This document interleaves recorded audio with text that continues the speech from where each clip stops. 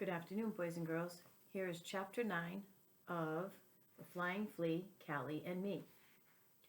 When Flea was asleep on my back, Callie jumped down from the rocking chair and eased over beside me. "How are the flying lessons coming?" she whispered. "She's doing great." I was careful not to move or disturb Flea. "She's flying and catching grasshoppers now.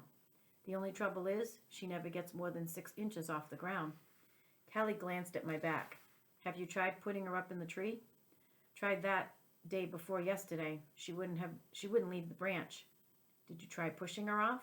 "I've seen other mama birds do that with their babies." "Yes," I nodded, then gave a disgusted sigh. "She just hung on, and when we got to the tip of the branch, she ended up holding onto the bottom of the limb. She looked like a stupid bat hanging upside down. She really can fly. She just won't." Callie wiggled her whiskers.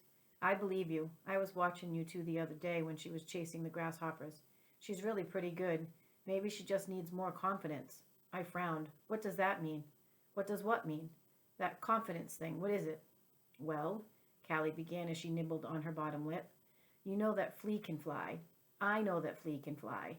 Flea just doesn't know that she can fly. She still thinks she's going to fall and hurt herself like she did when she fell out of her nest. We have to figure out some way to make her believe in herself." "But how?" For the next couple of days, that was all Callie and I thought about. Flea was a bird who could fly, but wouldn't fly more than 6 inches off the ground. The two of us had to figure out some way to make Flea believe in herself. No matter how hard we tried, we just couldn't figure out how to do it until... "You're getting too close to the woodpile." Flea dug her little bird claws into my back and started bouncing up and down. Then she scampered to my head and began bouncing up and down there. I went way around the woodpile. Callie was smiling when we got back to the porch. "Gray, why don't you take Flea and put her in the red bud tree on the other side of the house? The wind is blowing from that direction. Maybe if she feels the air flowing under her wings, she will try to fly." "No way!" Flea clutched tighter. "I'll sit in the tree, but there's no way I will jump out of something that high." "I told you so," I whispered to Callie. "Try it anyway," Callie said. Then she gave me a quick wink. I climbed halfway up the redbud tree and made Flea get off.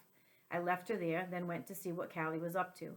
She was at the far end of the sidewalk when I got back.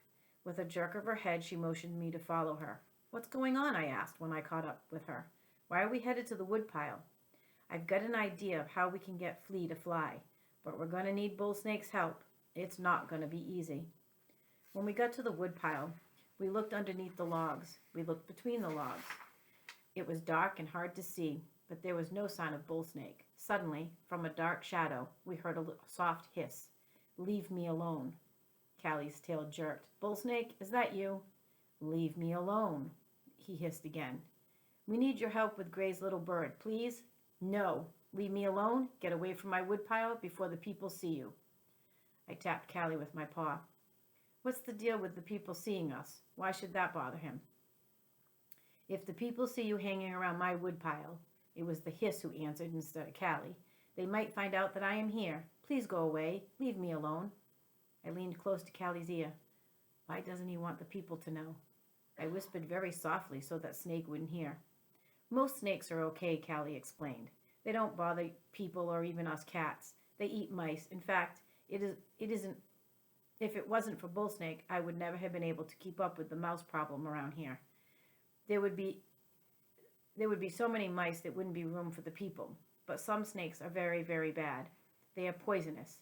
If they bite a cat, they can kill. If they bite people, they can make them very sick. Trouble is, most house people don't know the difference between good snakes and bad snakes. They think all snakes are bad. When they find one, they look around for a big rock or a hoe so that they can get rid of them. I don't blame Snake for being afraid." Callie leaned down to peek under the logs. "We really do need your help. Pretty please? Leave me alone." I nudged Callie with my shoulder and smiled and licked my whiskers. "Mr. Bull Snake," I began politely, "we will leave you alone if you promise to help us. But if you don't help us, we'll stay here all day. Callie will meow, and I'll climb on the top of the woodpile. We will both make so much racket, the house people will have to notice us. When they come out, we will show them where you live." Callie winked at me and nodded her head. She leaned down to peek under the woodpile. "If you help us, we'll leave you alone, we promise." A forked tongue stuck out at us. Slowly and carefully, a brown head appeared from under the logs. You promise that you'll leave me alone? We promise, both of us answered at the same time. I don't like it, but all right.